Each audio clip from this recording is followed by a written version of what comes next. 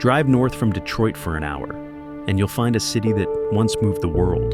The signs still call it Vehicle City, a nickname earned when this place hummed with the sound of assembly lines and the promise of American prosperity. But today, those signs feel like monuments to a vanished age. The factories that once stretched across the landscape like steel cathedrals now stand empty, their windows shattered, their walls covered in rust and graffiti. Whole neighborhoods sit abandoned, houses collapsing into themselves, streets cracked and silent.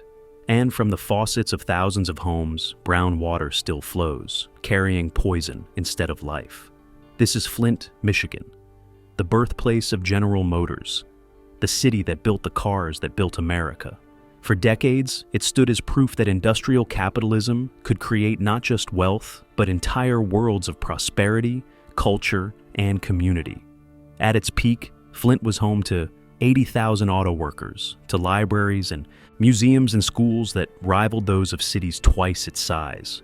It was the place where the modern labor movement won its greatest victory, where ordinary people fought a corporation and won. But Flint's story is also a warning. Because when you build a city for one purpose, when you tie your fate entirely to one master, you become hostage to forces beyond your control. And when that master decides to leave, when automation and outsourcing and corporate restructuring reshape the world, what remains is not just economic collapse, but betrayal. Flint didn't fail. Flint was abandoned. Long before the assembly lines, before the smoke and steel, before the empire that would rise and fall, Flint was nothing more than a quiet crossing on the frontier. In 1819, a fur trader named Jacob Smith arrived at a bend in the Flint River, where the water ran shallow enough to ford, and the surrounding forest stretched dense and seemingly endless. He built a trading post there, a simple wooden structure where Native Americans and trappers could exchange pelts for goods. The river gave the place its name, not for any grand vision, but for the flint stones that lay scattered along its banks, sharp-edged remnants of the glaciers that had carved this landscape thousands of years before. For decades, Flint remained small and unremarkable. The wilderness around it slowly gave way to settlement, but the pace was measured, patient. When Michigan became a state in 1837, Flint was just another dot on the map, a village of a few hundred souls trying to carve lives from the northern woods. There was nothing to distinguish it from a dozen other frontier settlements along the rivers and trails that connected the Great Lakes region. Life was hard, winters brutal, opportunities limited to what the land and forest could provide. The real wealth in those years came from the trees. Michigan's vast pine forests fed the building of a growing nation, and Flint found itself positioned along the Saginaw Trail, an old Native American path that became a crucial route for moving lumber south toward Detroit and the markets beyond. The forest seemed inexhaustible. White pine and oak, birch and maple stood in groves so thick that sunlight barely reached the forest floor. Logging crews moved through systematically, felling trees that had stood for centuries, sending them downriver to sawmills that turned living forests into board feet and profit. By the time Flint was officially incorporated as a city in 1855, it had grown into a respectable lumbering town. Sawmills lined the river, their blades singing through white pine and oak from dawn until dusk. The smell of fresh-cut wood filled the air, mixing with the smoke from mill furnaces and the earthy scent of sawdust piled in mountains outside every operation. Men worked hard, dangerous jobs for modest wages, and the town prospered in the way frontier towns did, with muddy streets and wooden sidewalks, churches and saloons standing side by side, general stores selling everything from nails to fabric to whiskey. There was nothing exceptional about it. Flint looked like 100 other towns scattered across Michigan and Wisconsin and Minnesota, all riding the same wave of timber wealth, all assuming the forests would last forever. But lumber, by its nature, cannot last forever. As the great forest began to thin, as the richest stands of timber fell and the industry moved. Farther north and west, Flint faced a question that every resource town eventually faces. What comes next? The answer arrived not through planning or vision, but through adaptation and necessity. The same craftsmen who had built sawmill equipment, who understood wood and metalworking, began turning their skills towards something new. Carriages, wagons, buggies for a nation that still moved on horses and dirt roads. The transition was gradual, almost invisible at first. Small shops opened, employing a few skilled workers to build wheels and axles and wooden frames. The techniques learned in furniture making and mill construction translated naturally to vehicle building. What had been a lumber town, slowly, quietly, became a manufacturing town, though still on a modest scale. The work was respectable, steady, requiring real skill, but offering nothing that suggested destiny or greatness. Flint in the 1880s was still just a town, still ordinary, still unremarkable. A place where people worked hard, raised families, went to church on Sundays, and expected life to continue much as it always had. The population numbered in the thousands, not tens of thousands. The ambitions were local, practical, grounded. No one imagined that within a generation, this quiet Michigan town would become the birthplace of the world's largest corporation, that its name would become synonymous with American industrial power, or that its fate would serve as a warning about the price of putting all faith in one master. The town was simply waiting, unknowing, for the men who would transform it into something the world had never seen.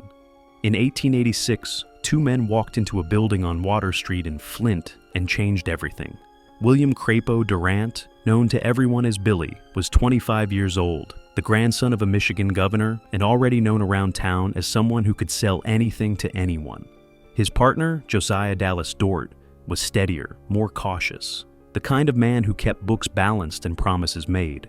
Together, they founded the Flint Road Cart Company in a modest brick structure along the Flint River. Their plan was simple: build two-wheeled road carts that were lighter, cheaper, and more elegant than anything else on the market. What they created was an empire. Durant possessed a rare combination of vision and hunger. He understood that success in business wasn't just about making a good product. It was about volume, about expansion, about controlling every part of the process from raw materials to final sale.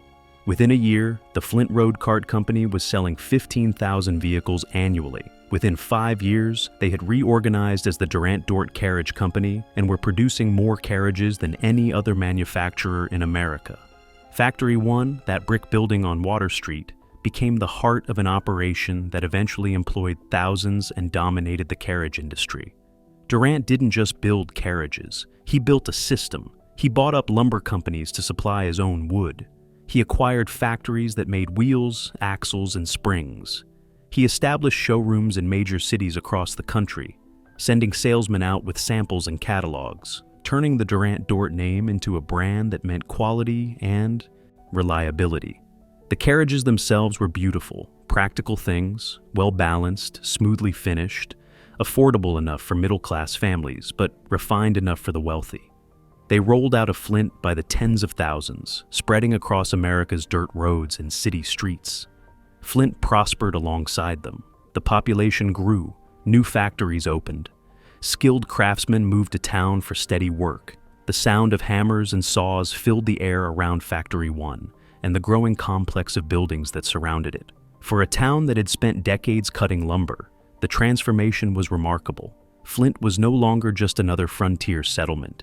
It was becoming an industrial center, a place where ambition and craftsmanship met and created wealth. But Durant's ambition never rested. While Dort managed the daily operations with methodical care, Durant kept his eyes fixed on the horizon, always searching for the next opportunity. And by the turn of the century, that opportunity was becoming impossible to ignore. The horseless carriage, the automobile, a noisy, unreliable, expensive toy that most people dismissed as a passing fad. Durant saw something different. He saw the future. In 1904, Durant was approached by Flint businessmen who had invested in a struggling automobile company called Buick Motor Company. The company had been founded in Detroit but was failing, burning through money and producing almost nothing. They needed someone who could turn it around, someone who understood manufacturing and sales, someone with Durant's genius for organization and promotion. He agreed to take over management, and in 1905, he made a decision that would reshape not just his own fortune, but the fate of Flint itself. He moved Buick to his hometown. The transition from carriages to automobiles was not seamless. Many of Durant's colleagues thought he was making a mistake, abandoning a proven business for an uncertain technology. But Durant had spent 20 years mastering the art of building vehicles and selling them to America. He knew that the principles remained the same, whether the vehicle was pulled by horses or powered by an internal combustion engine.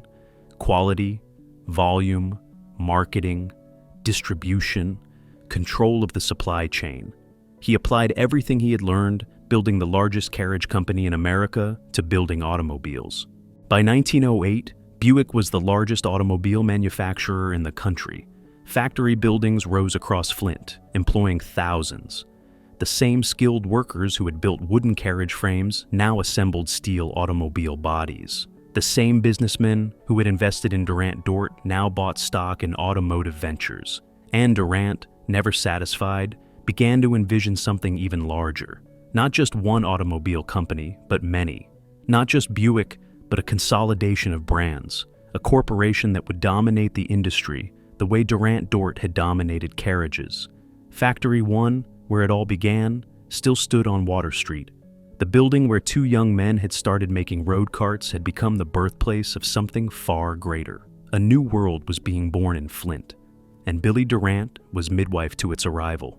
On September 16, 1908, William Durant filed incorporation papers in New Jersey for a company called General Motors. The paperwork was routine, bureaucratic, the kind of document that passes through government offices by the thousands. But what Durant had created was revolutionary. He wasn't just starting another automobile company to compete with the dozens already scrambling for market share. He was building something fundamentally different, a confederation, a holding company that would buy up existing car manufacturers and unite them under one corporate umbrella. Not one brand, but many. Not competition, but consolidation. Not a car company, but an empire. The foundation was Buick, already the country's leading automaker under Durant's management. In 1908 alone, Buick produced over 8,000 automobiles, more than any competitor.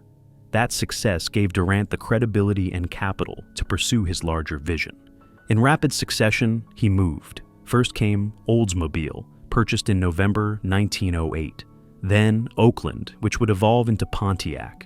Then Cadillac, the luxury brand that would give GM prestige at the high end of the market. Durant tried to purchase Ford, offering Henry Ford $8 million in cash, but Ford's price proved too steep, and the deal collapsed. It hardly mattered. Durant was assembling an automotive conglomerate unlike anything the industry had seen. Each acquisition brought new factories, new workers, new capabilities. GM wasn't selling just one type of car to one type of customer. It offered vehicles for every budget and preference, from affordable Buicks to prestigious Cadillacs. This strategy, market, segmentation under unified management, would eventually become standard across American industry. But in 1908, it was Durant's innovation, his insight that the future belonged not to individual manufacturers competing, but to large corporations controlling entire markets through diversity of offerings. While General Motors was legally incorporated in New Jersey, while it would eventually shift some operations to Detroit, its beating heart remained in Flint. The headquarters stayed there. The largest plants were built there. The most important decisions were made there. This wasn't sentiment. This was calculation.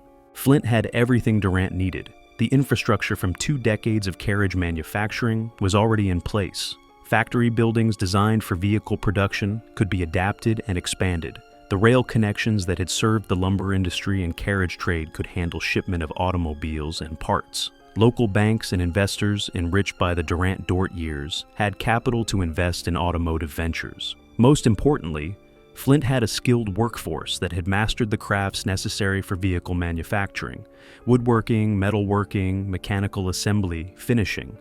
These workers didn't need training from scratch. They needed only to adapt techniques they already knew. Durant also knew Flint intimately. He had built his first fortune there. He understood its people, trusted the foundation he had laid, knew which businessmen could be counted on, and which workers had the skills his new venture required. When you're creating something unprecedented, when you're attempting to revolutionize an industry, you build on ground, you know. The transformation of Flint was swift and total. Factories rose along the Flint River and spread outward across the landscape. Buick opened massive plants on Hamilton Avenue, construction beginning almost immediately. What started as a few buildings quickly expanded into what would become the largest General Motors complex in the world, covering hundreds of acres, employing tens of thousands at its peak. Chevrolet, which Durant co-founded in 1911 after temporarily losing control of GM in a power struggle with bankers, established its first major manufacturing facility on Wilcox Street along the river. The location, sitting in low-lying land near the water, became known as Chevy in the Hole. It was an inelegant name for what would become an essential facility, producing components and complete vehicles for decades. Fisher Body, which manufactured automobile bodies, opened multiple plants across Flint. AC Spark Plug, producing electrical components essential to every automobile, built sprawling complexes. Engine plants, transmission plants, metal fabrication facilities. Each one enormous, each one operating multiple shifts, each one constantly hungry for more workers. And workers came. They flooded into Flint by the thousands, then tens of thousands. From exhausted farms of rural Michigan, from declining lumber camps up north, from coal towns of Pennsylvania and textile mills of New England, from immigrant communities in Chicago and Detroit, from the rural South, they came. They came because Flint had jobs, real jobs, industrial jobs that paid cash wages every week. The work was hard. The conditions were often dangerous. The pace was relentless, driven by foremen who had quotas to meet.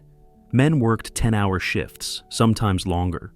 They breathed metal dust and paint fumes. They operated machinery that could crush fingers in an instant. The noise inside the plants was overwhelming. Summer heat turned factories into furnaces. Winter cold seeped through walls. But the wages were steady, better than most alternatives available to working-class men in early 20th century America. And there was something intoxicating about being part of something so new, so modern, so obviously important. These workers were building automobiles, the technology changing how America moved. They were part of the future, even if their individual roles were small and repetitive. That meant something. Flint exploded. The population doubled, then doubled again. In 1900, the town had numbered around 13,000. By 1920, it surged past 90,000. Neighborhoods sprouted overnight. Hastily constructed blocks of simple wooden houses built to shelter the arriving workforce. Some workers lived in boarding houses, multiple men crowded into rooms meant for one. Others camped in temporary structures on the outskirts, waiting for permanent housing. Downtown expanded to serve the growing population. New stores opened, groceries, clothing shops, hardware stores, restaurants. Banks multiplied. Theaters were built, offering entertainment to workers with money in their pockets. The city paved its dirt streets. Electric lights replaced gas lamps. Streetcar lines connected growing districts, allowing workers to commute from residential neighborhoods to factory gates. By the 1920s, Flint had transformed from a modest town of 25,000 into a booming industrial city approaching 100,000. The nickname Vehicle City appeared on signs and in newspapers, displayed with genuine pride. This was a place that had found its purpose, its identity. Flint meant automobiles. Automobiles meant Flint. The two were inseparable. This was the promise Durant offered, and Flint embraced it completely. Steady work, growing wages, a future that seemed limitless as long as Americans kept buying automobiles.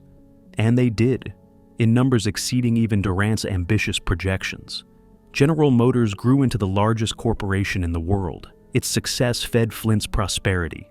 Its expansion created more jobs, more opportunity, more reasons to believe this boom would never end. But in building Vehicle City, in tying every aspect of its economy and identity to one industry and one corporation, Flint had made itself hostage to forces it could not control. The same concentration that created such explosive growth also created a vulnerability no one yet understood.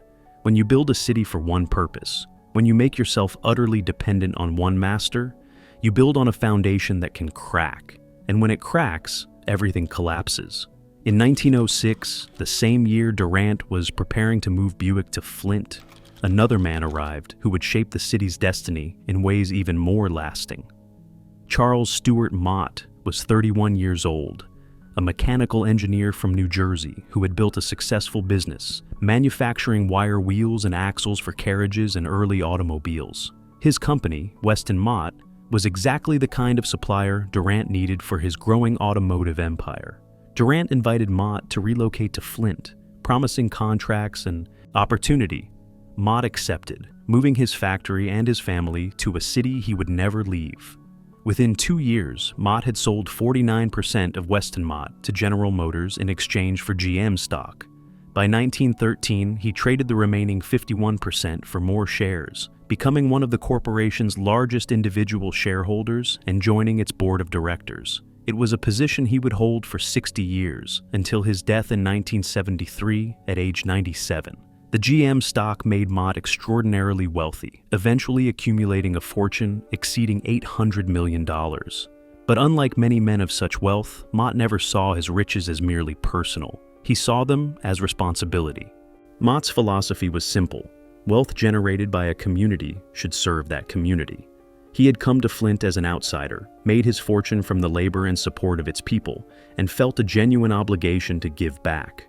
This wasn't abstract charity. It was intimate, local, focused entirely on making Flint a better place to live. When Mott was elected mayor for 3 terms between 1912 and 1918, he used those positions to transform the city's infrastructure. Flint's streets, still mostly dirt and mud when he took office, were paved. A modern sewer system replaced the inadequate patchwork that had served the smaller town. Building codes brought order to the chaotic construction boom.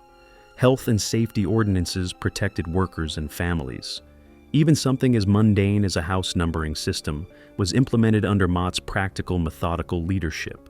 But Mott's real legacy came through the foundation he established in 1926. The Charles Stewart Mott Foundation began modestly with $320,000, but Mott continued transferring GM stock to it throughout his life. By the time of his death, it had become one of the largest philanthropic organizations in America. And unlike many foundations that spread their giving across the country or the world, the Mott Foundation focused intensely on Flint itself, on making the industrial city not just prosperous, but cultured, educated, and humane. In 1935, working with local educator Frank Manley, Mott pioneered the community school concept, opening school buildings after hours for adult education classes, recreation programs, and neighborhood activities. The model proved so successful it spread nationwide, but it started in Flint, turning schools into community centers that served families beyond just educating children.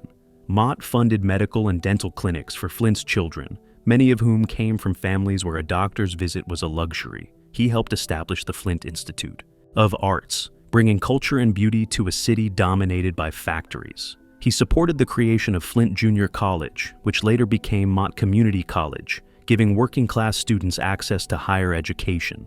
In 1958, the Flint Cultural Center opened, a sprawling complex that included museums, theaters, libraries, and educational facilities, much of it made possible by Mott Foundation funding. For a factory town of Flint's size, the cultural sophistication was remarkable, unexpected. Visitors often expressed surprise that an industrial city could boast such institutions. The surprise itself revealed the assumption that factory workers and their families didn't deserve or couldn't appreciate art, music, learning. Mott's philanthropy challenged that assumption, insisting that Flint's working people deserved the same access to culture and education as anyone in New York or Boston.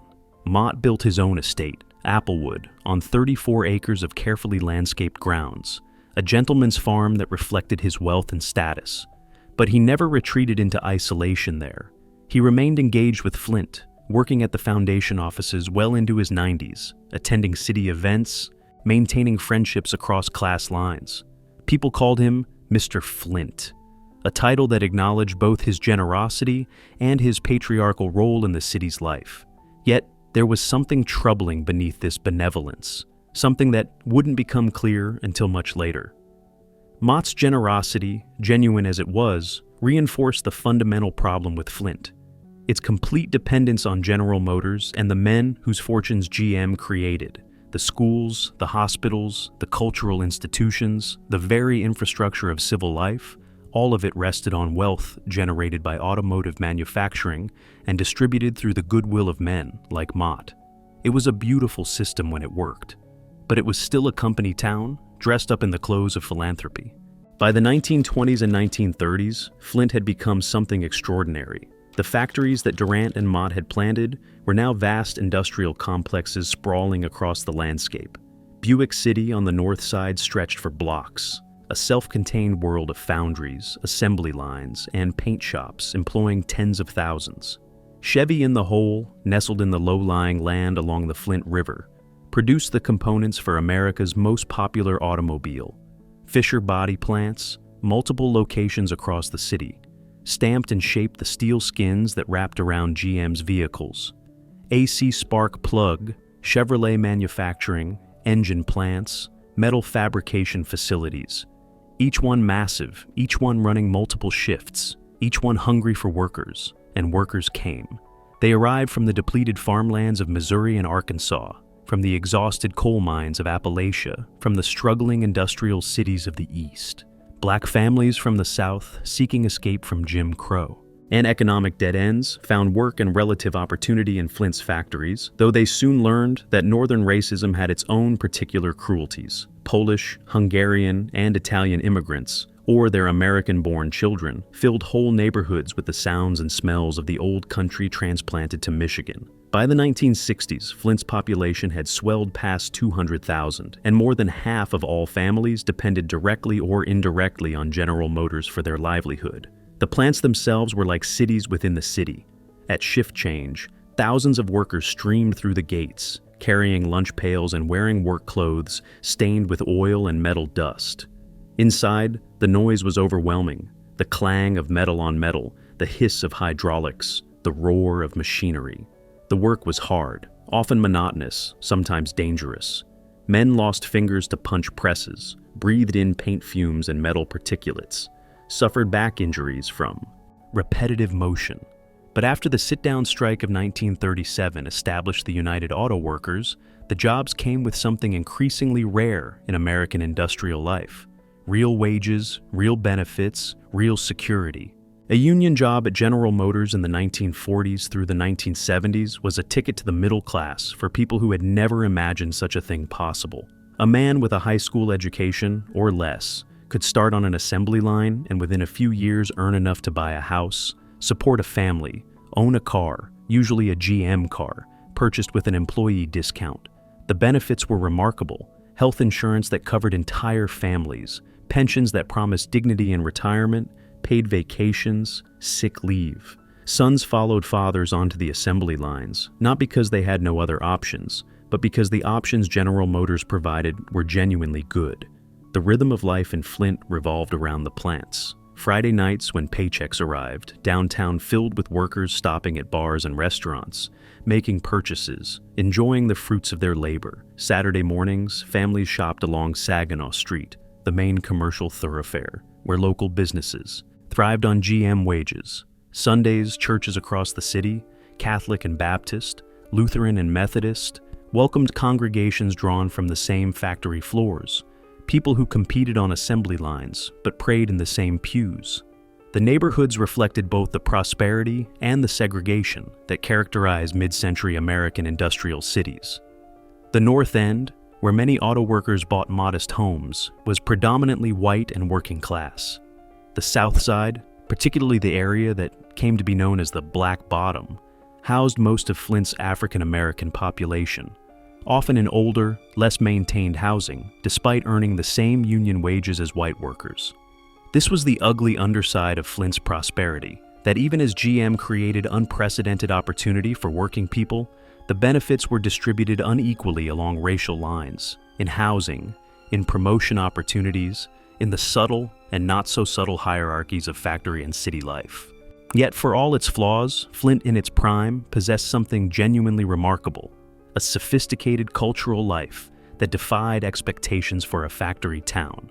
The Flint Institute of Arts, founded in 1928 and continuously supported by Mott Foundation funding, accumulated an impressive collection and offered programs that brought art education to working-class children.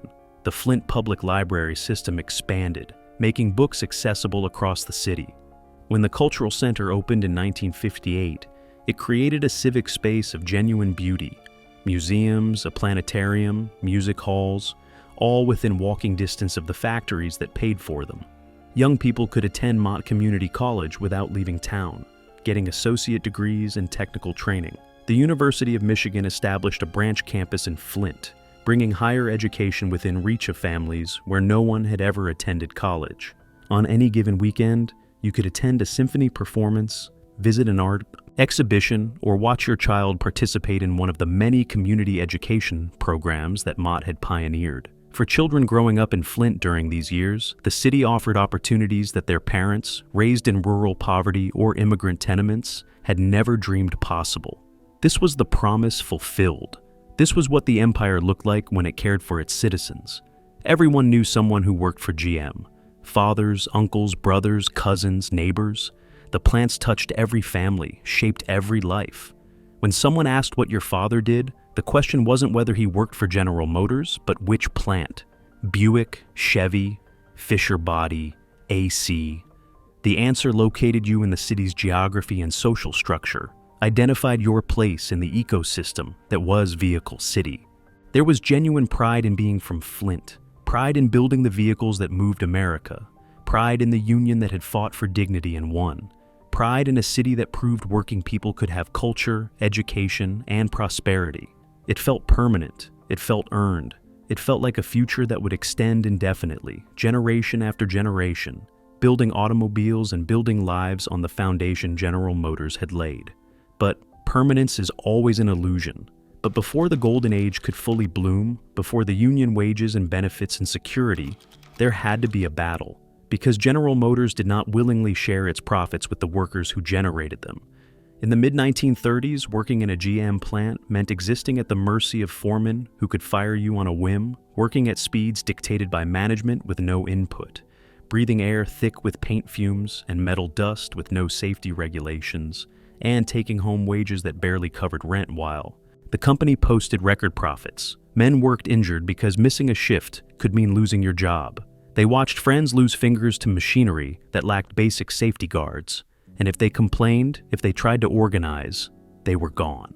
The United Auto Workers Union, formed in 1935, decided that General Motors would be its primary target, not because GM was the worst employer, but because it was the largest, the most powerful. If the UAW could organize GM, it could organize anyone. The union chose Flint as ground zero because Flint was GM's heart.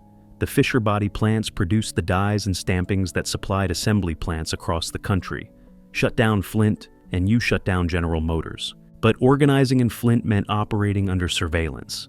GM maintained an extensive network of spies throughout the plants. Union organizers were followed from the moment they arrived. Workers suspected of union sympathies were fired. The Flint police, funded by GM property taxes, acted essentially as a private security force for the company. To build a union in Flint was to operate in enemy territory where the enemy controlled everything. The organizers adapted. They met in workers' homes instead of public halls. They kept membership lists secret. And they planned a new kind of strike, one that would neutralize GM's most powerful weapon, the replacement worker. Instead of picketing outside where police could attack them and strikebreakers could cross the line, they would occupy the factories themselves. A sit-down strike. Control the means of production, and management couldn't produce without negotiating.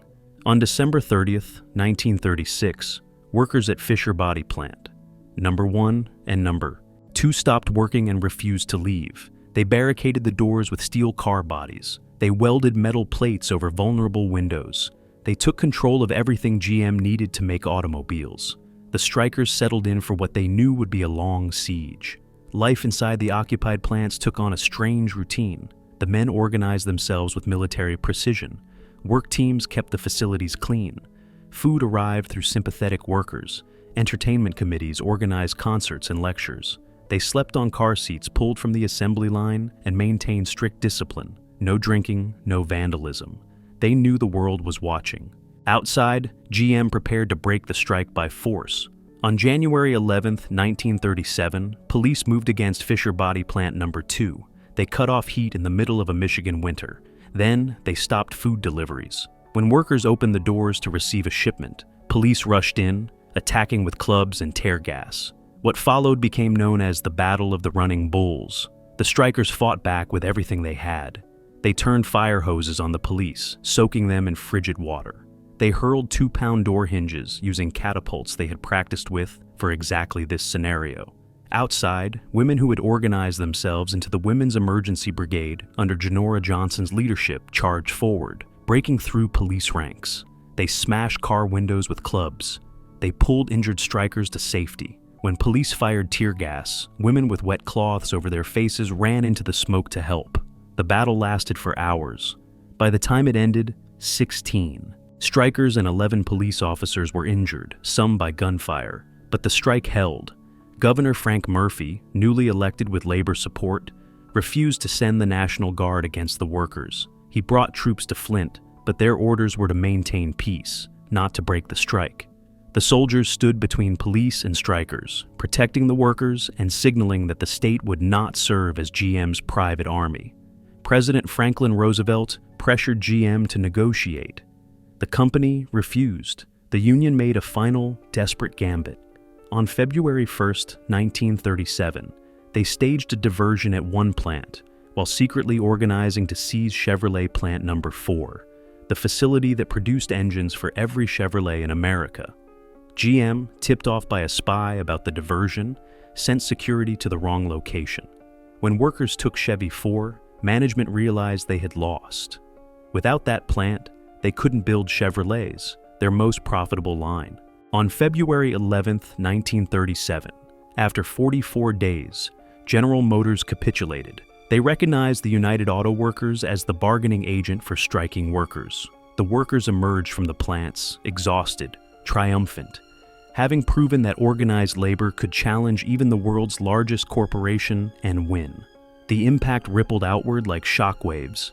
UAW membership exploded from 30,000 before the strike to 400,000 within months. Sit-down strikes erupted across America, in auto plants, steel mills, department stores, anywhere workers felt they could use the tactic. The industrial union movement suddenly became a force that redrew the American economic landscape. And it all started in Flint, in those occupied factories, with workers who decided they would no longer accept whatever conditions management chose to impose.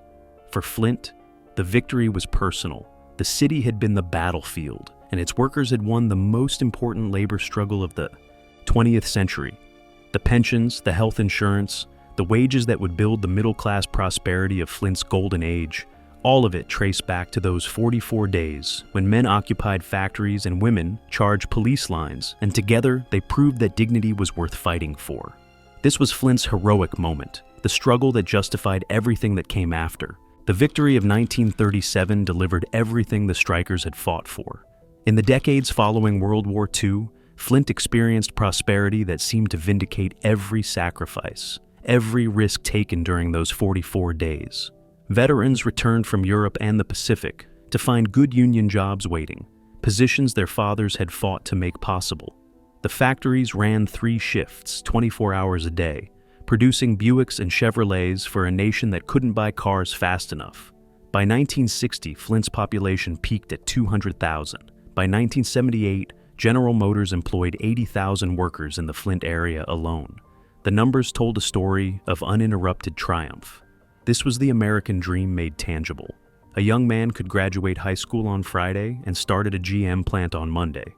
Within a few years, he'd earn enough to buy a house in one of Flint's expanding suburbs, marry, start a family, purchase a new car, always a GM car, bought with the employee. Discount that was one of many perks. The union contract, renegotiated every few years, brought steady wage increases, cost of living adjustments, health insurance that covered everything from routine checkups to major surgeries, pensions that promised comfortable retirements, paid vacations, sick leave, job security through seniority systems. Men who had grown up in rural poverty or urban tenements now lived middle-class lives their parents couldn't have imagined. The social fabric of Flint reflected this prosperity. Neighborhoods filled with young families, schools expanded to accommodate the baby boom. Shopping centers opened along the highways that connected Flint's growing suburbs to the central city.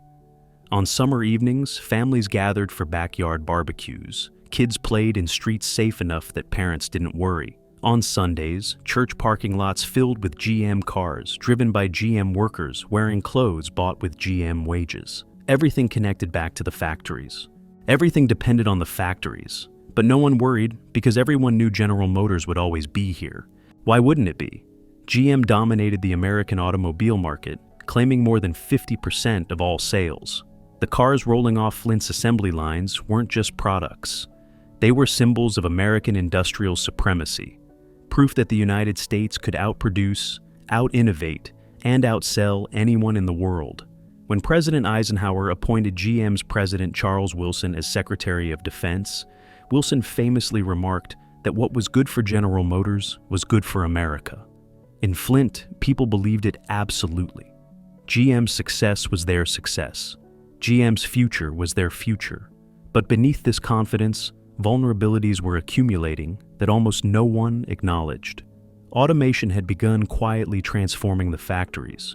New machines could do the work of 10 men, 20 men, faster and more precisely. Each efficiency gain meant fewer workers needed. Management celebrated productivity increases. Workers watched nervously as sections of the plants that once employed hundreds now ran with dozens. The union negotiated protections, job guarantees, but the trend was clear to anyone paying attention. Foreign competition, dismissed at first as irrelevant, started appearing in American driveways. Small Japanese cars, Toyotas, Datsuns, Hondas, offered something GM seemed unable or unwilling to provide: fuel efficiency, reliability, affordability. They were tiny, underpowered, strange-looking, but they ran, and they kept running, and slowly, steadily, they began taking market share that GM executives assumed would always be theirs. More fundamentally, Flint had built itself into a trap.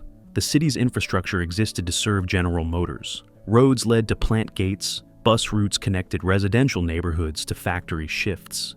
The tax base depended almost entirely on GM property taxes and the income taxes of GM workers. Schools trained students for factory work. City planning assumed perpetual industrial employment. There was no economic diversification, no backup plan, no consideration of what might happen if GM ever decided it didn't need Flint anymore. This was the company-town problem writ large. Durant and Mott had created a city that functioned magnificently for one specific purpose: manufacturing automobiles for General Motors. As long as GM needed Flint, the system worked beautifully. But Flint had no control over whether GM would continue needing it. The city had built everything around a single employer, had tied its fate completely to decisions made in distant boardrooms, had created a prosperity that was entirely dependent on the continued goodwill and profitability of one corporation. In the 1960s and early 1970s, these concerns seemed theoretical, the worries of pessimists who didn't understand that Flint and GM were bound together permanently. The plants still ran, the paychecks still came, the future still looked secure, but permanence is always an illusion, and Flint was about to learn what happens when a company town loses its company. The first crack appeared in 1973, though few recognized it as such at the time.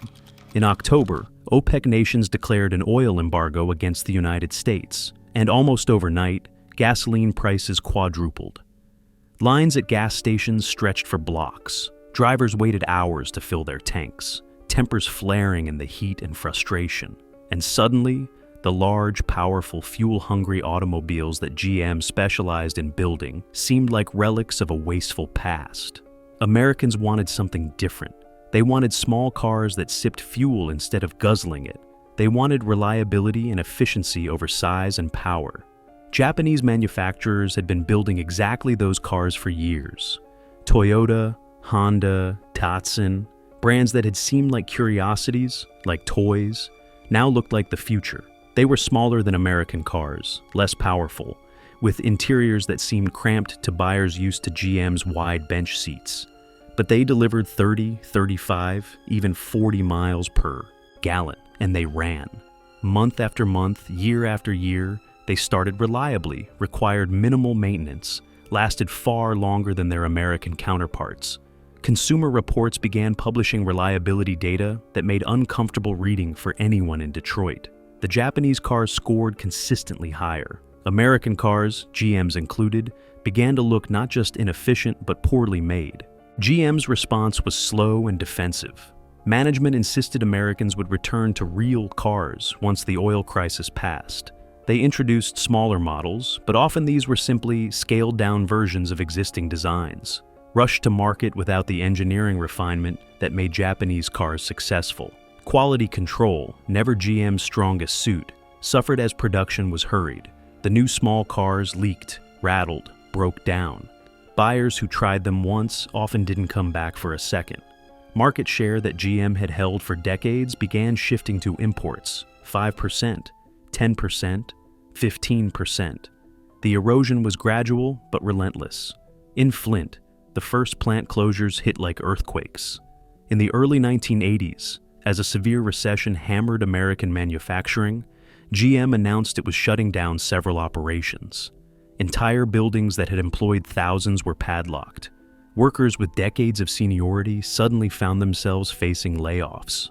The lucky ones got transferred to other plants, often meaning grueling commutes or uprooting families. The unlucky ones joined unemployment lines, watching their savings evaporate, unable to find work that paid anywhere near what GM had. The political climate was shifting in ways that made recovery harder. The Reagan era brought a fundamental change in how America viewed unions and workers' rights. The president's decision to fire striking air traffic controllers in 1981 sent a clear message that the federal government would no longer protect organized labor the way it had during the New Deal and post-war eras. Right-to-work states, where unions had no power to require membership, became increasingly attractive to manufacturers looking to cut costs. GM began moving production to these states, building new plants in the South, where workers had no union protection and wages were lower. Then came the logical next step, moving production out of the country entirely. Mexico, with its lower wages and minimal environmental regulations, became increasingly attractive. GM opened plants south of the border, producing cars that would be sold in America, but built by workers earning a fraction of what Flint's union members made. The company called it staying competitive. Workers called it betrayal. Employment numbers in Flint told the story in the cold digits. From the 1978 peak of 80,000 GM workers, the number began dropping. 70,000, 60,000, 50,000. Each decline represented not just jobs lost, but families leaving, tax revenue vanishing, businesses closing. The middle-class families who had built lives in Flint's suburbs began moving away, following jobs to other states or switching careers entirely. Real estate values dropped. Houses sat empty. For sale signs became permanent fixtures in neighborhoods that had once turned over only when families upgraded to something bigger. The phenomenon that sociologists called white flight accelerated, though now it was as much about economic opportunity as race. Those who could leave often did, taking their education, their skills, their tax dollars elsewhere. Those who remained were disproportionately poor, disproportionately black, disproportionately trapped by circumstances. The tax base that supported schools, police, firefighters, and infrastructure maintenance eroded year by year. Services declined, crime increased, the spiral had begun. Yet even amid these troubles, many in Flint held on to hope. GM still employed tens of thousands. The remaining plants still ran. The union still negotiated contracts. Surely this was temporary, a downturn that would reverse when the economy improved. When Americans remembered they preferred real American cars, when GM came to its senses and brought the jobs back home. The company and the city had been bound together for 80 years. That kind of relationship didn't just end, but it did. It was ending, and the worst was yet to come. By the late 1980s, the closures were accelerating. Plant after plant received the news. Buick City, that massive complex that had employed tens of thousands, began winding down operations. Fisher Body facilities, AC Spark plug operations, engine plants. Each closure announcement came with corporate language about efficiency, competitiveness, restructuring. Each one meant hundreds or thousands more workers facing a future without the only career they'd ever known. Men in their 50s, with 30 years on the assembly line, suddenly found themselves unmarketable in an economy that had moved on without them. A young filmmaker from Flint named Michael Moore decided to document what was happening to his hometown. His plan was simple: get an interview with Roger Smith, the CEO of General Motors, and ask him to come to Flint to see what his decisions were doing to real people. Moore spent the better part of 2 years trying to reach Smith, showing up at GM headquarters in Detroit, at shareholder meetings, at public events. Smith's security always blocked him. The CEO never agreed to the interview, never came to Flint, never had to look at the devastation his spreadsheets had created. What Moore captured instead was the collapse itself, unfolding in real time. Roger and Me, released in 1989, showed America what a dying city looked like. The film opened with Flint's glory days, the boom years, the prosperity everyone had assumed was permanent. Then, it showed the present. Sheriff's deputies evicting families from homes they could no longer afford, carrying furniture out to the curb on Christmas Eve while children watched. Unemployed workers standing in line at job fairs where nothing paid more than minimum wage. Mental health hotlines overwhelmed with calls from people contemplating because they'd lost everything. A woman selling rabbits, pets are meat, her sign read, because hunger made those categories flexible. The film also documented Flint's desperate attempts to replace manufacturing with something, anything else. City leaders, watching the tax base disintegrate, decided tourism might save them. They spent millions building Auto World, an indoor theme park celebrating Flint's automotive heritage. The logic was surreal. A city that no longer made cars would attract visitors who wanted to learn about making cars. Auto World opened in 1984 with great fanfare. It closed 6 months later, bankrupt and empty. The city tried reopening it in 1986. It closed again in 1987, this time permanently. A massive building standing empty as a monument to desperation and delusion. Other schemes followed, each more futile than the last. A Hyatt Regency Hotel, built downtown to attract business travelers to a city where business was dying. A festival marketplace meant to bring suburban shoppers back to a downtown being abandoned. Each project absorbed millions in public money Flint didn't have. Each failed spectacularly. You cannot replace $40 an hour manufacturing jobs with minimum wage service positions. You cannot build a tourist economy in a city people are fleeing, because people were fleeing. Every month, more families packed moving trucks and left. Entire neighborhoods emptied out. Houses that families had been proud to own now couldn't be sold at any price. Some homeowners simply walked away, leaving keys on kitchen counters, abandoning properties to the elements and vandals. Within years, blocks that had been tidy and maintained turned into ghost towns. Windows broken, roofs collapsing, yards turning into forests of weeds, schools closed by the dozen. With families leaving and tax revenue vanishing, Flint couldn't afford to maintain its educational infrastructure. Buildings that had served generations of students were boarded up. Teachers were laid off. Class sizes ballooned for those schools that remained open. The cultural center, those institutions that Mott had built with such care, struggled to stay operational as funding evaporated. Downtown businesses shuttered. Why stay open when customers had no money? Saginaw Street, which had once bustled with shoppers every Saturday, turned into a corridor of empty storefronts. The department stores closed, the restaurants closed, the movie theaters closed. What replaced them were pawn shops, liquor stores, payday loan operations, the commerce of poverty and desperation. Crime rates soared. When legal employment vanishes, illegal economies expand to fill the void. Drug dealing became one of the few growth industries in Flint. With it came violence, turf wars, robberies, murders.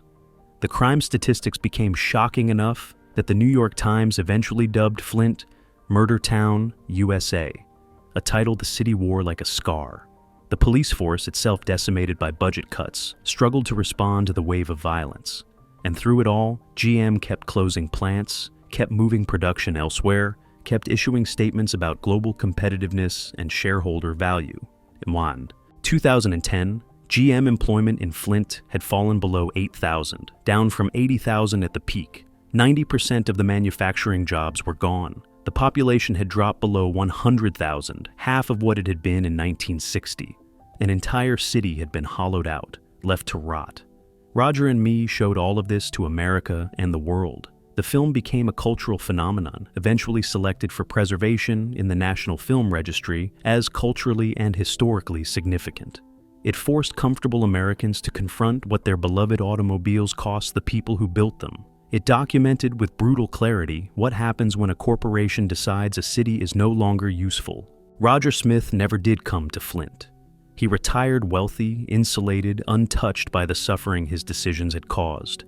And Flint was left with the consequences. A city built by General Motors, enriched by General Motors, and ultimately destroyed by General Motors. The anger was profound and justified.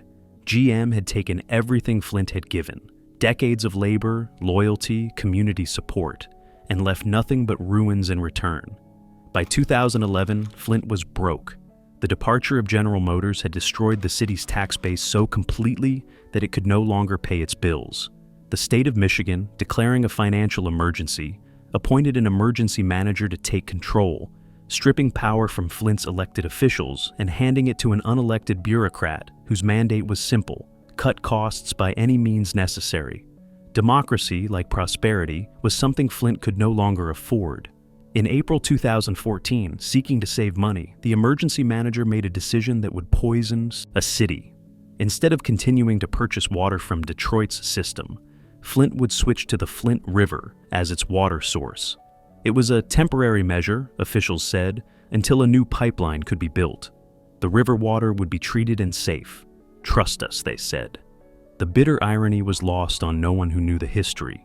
For decades, as General Motors built its empire in Flint, the company had used the Flint River as an industrial sewer. Chemical waste, metal particulates, toxic sludge, all of it flowed from GM's factories into the water. The river became so polluted that residents joked about it, warned their children to stay away from it, understood it as a sacrifice zone, the price of prosperity. When GM announced the water switch, longtime Flint workers had a simple reaction. Hell no. They knew what had gone into that river. They knew what would come out. But the switch happened anyway. And within weeks, the water flowing from Flint's taps turned brown. It smelled strange. It tasted metallic. Residents complained immediately, holding up bottles of murky liquid at city meetings, demanding answers.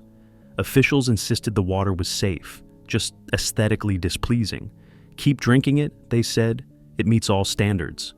What officials didn't say, what they actively covered up, was that the river water, more corrosive than Detroit water, was eating through Flint's aging pipes. Lead from those pipes was leaching into the water supply, flowing into homes, into glasses, into children's bodies. Lead is a neurotoxin with no safe level of exposure. It causes permanent cognitive damage, behavioral problems, learning disabilities. And Flint's children were drinking it every day. Even General Motors knew. In October 2014, just months after the switch, GM stopped using Flint water in its remaining engine plant. The water was too corrosive, eating through machinery, damaging parts. If it corroded metal car components, what was it doing to human bodies? But while GM protected its equipment, it said nothing publicly about dangers to residents. The company that had built Flint couldn't be bothered to warn the people its industrial waste had already poisoned. Residents kept complaining. The water was making them sick, rashes, hair loss, mysterious illnesses. Parents noticed their children struggling in school, becoming irritable, losing focus. Doctors began seeing elevated lead levels in children's blood tests. But when they raised alarms, state officials dismissed them, accused them of causing unnecessary panic, insisted the data was wrong. The truth finally broke through in October 2015, when researchers from Virginia Tech and doctors from Flint's Hurley Medical Center released studies that could not be denied. Between 6,000 and 12,000 children had been exposed to dangerous lead levels. The entire city had been drinking poisoned water for 18 months, while officials lied and covered up and told them everything was fine. The national outrage was immediate and intense. How could this happen in America? How could government officials knowingly poison children? The answer was uncomfortable but clear. Because Flint was poor, because Flint was majority black, because Flint was a city that the rest of Michigan and America had already decided was disposable. The water crisis was not an accident. It was the logical conclusion of decades of treating Flint as a sacrifice zone, a place that existed to serve corporate interests and could be abandoned when it was no longer useful. Criminal charges were filed against officials. Most were eventually dismissed or resulted in minimal consequences. The pipes are still being replaced more than a decade later. Children who were poisoned will carry the effects for the rest of their lives. Flint residents still don't trust their water, still buy bottled water, still test their children's blood for lead. The crisis also killed. A Legionnaire's disease outbreak, linked to the water system, claimed 12 lives. The full health impacts are still being tallied. The full betrayal is still being understood. There is a cruel symmetry to Flint's water crisis. The city was built by General Motors, enriched by General Motors, and ultimately destroyed by General Motors. And in the end, the river that GM poisoned during the boom years came back to poison the residents GM left behind. The corporation took the profits and fled. The people absorbed the poison and stayed because they had nowhere else to go. Flint had become more than a symbol of industrial decline. It was proof of what America does to places and people it no longer needs. Build them up, use them, discard them. And when they cry out in pain, ignore them until the cameras arrive. Drive through Flint today, and you'll find a landscape of absence. The factories that once defined the city are mostly gone, not abandoned but actively erased, demolished, and cleared, as if the city wanted to forget what it had been. Buick City, that sprawling complex on the north side that employed 40,000 workers at its peak, was razed in the 2000s. The land sits empty now, a vast expanse of grass and concrete foundations. Nature slowly reclaiming what industry built. Fisher Body is gone. Chevy in the Hole, where it all began, where the first Chevrolets rolled off assembly lines, was demolished and cleared. The site transformed into what developers optimistically call Chevy Commons, a park beside the river that poisoned the city. Only Flint Truck Assembly still operates, employing roughly 1,000 workers, a fraction of the tens of thousands who once clocked in at Flint's plants. The factory runs, produces pickup trucks, provides jobs. But it stands as a reminder of scale lost, of what was versus what remains. Factory 1, the brick building on Water Street where Durant and Dort built their carriage empire, where General Motors was born, has been preserved. GM purchased the deteriorating structure in 2013 and spent 4 years restoring it, reopening it in 2017 as a museum and event space. The restoration is beautiful. Original wood ceiling rafters exposed, brick walls cleaned, displays documenting the history of the automobile industry in Flint. But walking through it feels haunting. Here is the birthplace, lovingly maintained, while the empire it spawned has abandoned the city around it. Factory 1 hosts weddings and corporate events, while blocks away, homes collapse into themselves. Downtown Flint tells its own story of decline. Saginaw Street, which once bustled with shoppers and commerce, is now a corridor of empty buildings, storefronts that haven't been occupied in decades. The Genesee Towers, a 19-story building completed in 1968 as a symbol of Flint's prosperity, stood vacant and decaying for years. A cautionary sign warning pedestrians of falling debris placed on the sidewalk below. It has recently been renovated, converted to housing, but for decades it loomed over downtown as a monument to abandonment.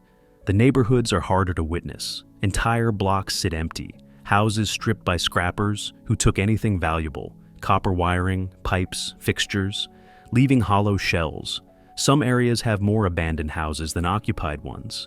The city tears down what it can afford to demolish, but there are thousands of structures waiting, slowly collapsing, fire hazards and havens for crime. Trees grow through roofs, porches sag and fall. What was once someone's pride, their American dream made tangible, returns to ruin. Yet, some things endured. The cultural center that Mott built still stands, still functions. The Flint Institute of Arts maintains its collection. Mott Community College continues educating students. The institutions built by Mott philanthropy survive, testimony to a vision that wealth should serve community. They operate with reduced budgets, serve a much smaller population, but they persist, evidence that not everything can be taken. The population now hovers around 80,000, less than half the 1960 peak. The median home price in Flint is under $30,000, a figure that shocks people from other cities, but makes perfect sense when you understand what Flint has become. Why would property hold value in a place people are trying to escape? But not everyone left. Not everyone could. Some stayed because they had no choice. Too old, too poor, too tied to the place by family or history. Others stayed deliberately, choosing to fight for the city they love despite everything that's been taken from it. Community gardens have sprouted in vacant lots, urban farmers turning abandonment into cultivation. Artists have moved into cheap buildings, creating galleries and studios in spaces that corporate America discarded. Neighborhood groups organize, clean up, advocate, push back against the narrative that Flint is finished. These efforts cannot replace what was lost. You cannot rebuild a city of 200,000 on the determination of 80,000.